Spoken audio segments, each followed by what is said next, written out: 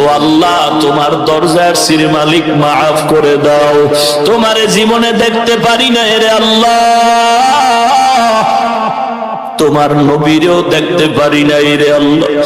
আলেমদের কথা শুনে নবীর আদর্শের টুপি পরলাম, দাড়ি রাখলাম, লম্বা জামা পরলাম। কত মানুষ টুপিওয়ালা বলে গালি দেয়, তারপরও টুপি ফালাই না। কত মানুষ দাড়িওয়ালা বলে গালি দেয়, দাড়ি ফালাই না। কত মানুষ লম্বা জামা পরার কারণে বাঁকা নজরে তাকায়, তারপরও ফালাই না। ও আল্লাহ, নবীর আদর্শের টুপি দাড়ি এত সুন্দর, না জানি আমার নবীজি কত সুন্দর। ও আল্লাহ, ওই নবীরও দেখতে পারি নাই। ও মালিক, এত কষ্ট করে সংসার চালাই, কতদিন যায়, সবার ঘরের চুলায় আগুন জ্বলে, আমার ঘরের চুলায় আগুন জ্বলে। এমনও ঈদের দিন গেছে, সব সন্তানেরা নতুন জামা কাপড় পরে ঘুরে।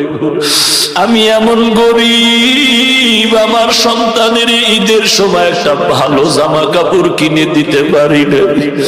এই প্রচন্ড ঠান্ডার ভিতরে কত ঘরের বাচ্চাগুলো কত সুন্দর শীতের পোশাক পরিয়া চলে।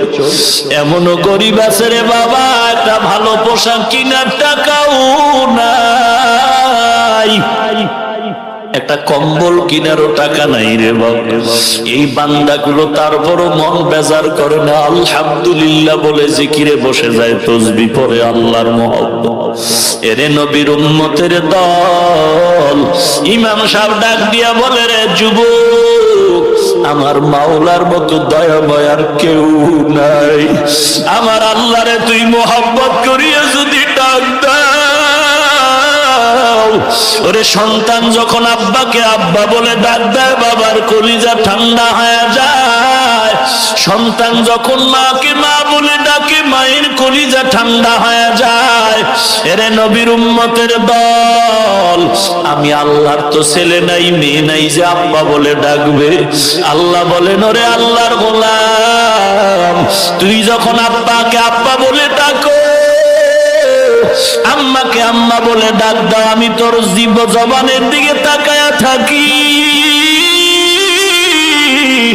তুই আব্বা কয়ে ডাকো, মা কয়ে ডাকো, কোনো বাধা নাই।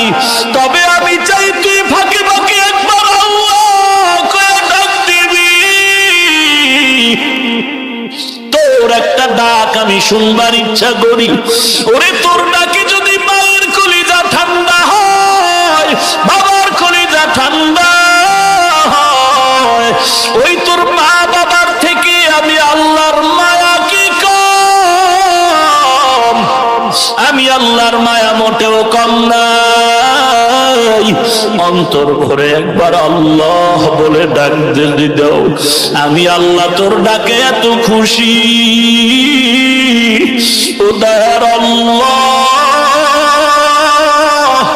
ও দয়ার আল্লাহ, কুদরতের নজর দিয়ে দেখো এই ময়দানের মানুষগুলো কি চায়।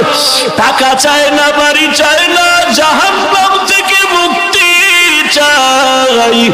ও দয়ার আল্লাহ, ও দয়ার আল্লাহ, মেহেরবানি করে কুদরতের নজরটা দিয়া টাকা দেখো। আয় আল্লাহ, আমরা সবাই তোমার দরবারের আসামি। দুনিয়া